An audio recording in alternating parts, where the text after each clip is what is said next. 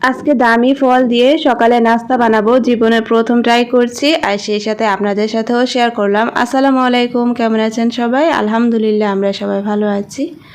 এদিকে ড্রাগন ফলটা ভালো করে ধুয়ে নিয়েছি, এখন এটা কেটে নিব। তো ড্রাগন ফলটা দেখতে যেমনটা সুন্দর, এর কালারটাও সুন্দর, সেই সাথে এটা কিন্তু খেতেও অনেক মজা লাগে, খুবই মিষ্টি একটা ফল। তো ভাবলাম এটা দিয়ে কেননা আজকে রুটি বানাই, জুস করে আর কি। আর এটার কালারটা এত সুন্দর, টকটকে একটা কালার, তো এটা দিয়ে রুটি বানালে কিন্তু খুব সুন্দর হবে। তো এটাকে আমি কুচি কুচি করে কেটে নিয়েছি। এটার ভিতর যেহেতু দানা দানা ভাব আছে, তাই ভাবলাম একটু ব্লেন্ড করে নেই, তাহলে আমার জন্য ভালো হবে। আর দামি ফল বলে কথা, একেবারে আমি কিন্তু সম্পূর্ণটাই নিয়ে নিয়েছি। কাটার পর আসলে একটা ড্রাগন ফল সম্পূর্ণটা আমার লাগেনি, কিছুটা এখান থেকে আমার মেয়ে খেয়েও গেছে সকালে স্কুলে যাওয়ার সময়। তো 3 ভাগের আসলে 1 ভাগ খাওয়া হয়ে গেছে, আর 2 ভাগ দিয়েই আমি আজকে সকালে রুটি বানাবো। তো এই তো ব্লেন্ড করে নেওয়ার পর এখন আমি এটাকে ছেঁকে নেব। একটু পানি দিয়েছিলাম এর মধ্যে, যেহেতু পানি লাগবে, তো আমি পানি দিয়েই একটু ভালো করে আবার ছেঁকে নিয়েছি।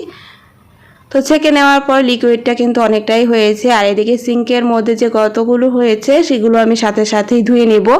তা না হলে রাখারও পরবর্তীতে জায়গা হবে না, যে সিঙ্কের মধ্যে রাখবো সেই জায়গাটাও হবে না। সেজন্য আমি কখনোই সিঙ্কের মধ্যে এক গাদা করে কিছু রাখি না, একটাও যদি হয় সেটাও আমি সাথে সাথে ধুয়ে নিই। তো লিকুইডের মধ্যে আমি আরও কিছু পরিমাণে পানি দিয়েছি, যতটুকু আমার লাগবে আটার ময়ানটা করতে, ততটুকু পানি দিয়ে এটাকে আমি একটু জাল করে নিব।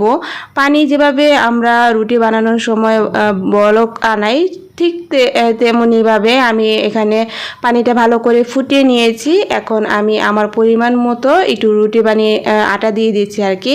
তো এখানে কিন্তু আমি আটার পরিমাণটা বেশি দিয়েছি, যার যার পরিমাণ মতো শেষে আটা দেবেই আর কি। তো এখানে যদি আমি আটার পরিমাণটা আরও কম দিতাম, তাহলে কালারটা হয়তো আরও অনেক বেশি সুন্দর আসতো।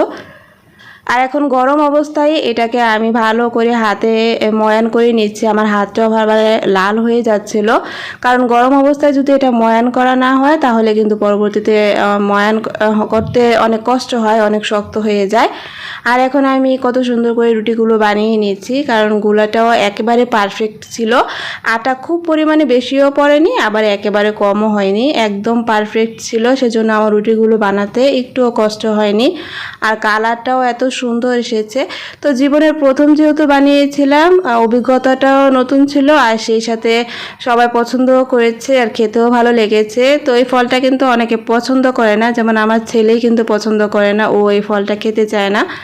আমি, আমার মেয়ে, আমার হাজব্যান্ড, আমরা 3 জনে পছন্দ করি। দেখা যায় রুটি বানিয়েছি, এটা কিন্তু খেয়েছে। তো রুটি, আলু ভাজি, এগুলো, ডিম পোস্ট, এগুলোর সাথে কিন্তু ভালোই লাগে খেতে, আর গরুর মাংস হলে তো আর কোনো কথাই হবে না। তো মাঝে মাঝে এরকম কালারফুল কিছু বানিয়ে দিলে বাচ্চারা কিন্তু অনেক পছন্দ করে, আর আগ্রহও দেখায় সেটা খাওয়ার প্রতি, যে রুটিটা এরকম কেন, লাল হলো কেন, প্রতিদিন তো সাদাই হয়। তো আমি কিন্তু এখানে গরম গরম রুটিগুলো খেয়ে নিচ্ছি। আর যে রুটি কিন্তু চেকার পর গরম গরম খেলে সেটা স্বাদটা অন্যরকম হয়, আবার ঠান্ডা হয়ে গেলে সেটা স্বাদ আবার অন্যরকম হয়।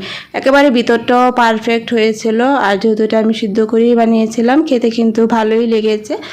তো আজকে পর্যন্তই, সবাই ভালো থাকবেন, সুস্থ থাকবেন, আল্লাহ হাফিজ, আসসালামু আলাইকুম।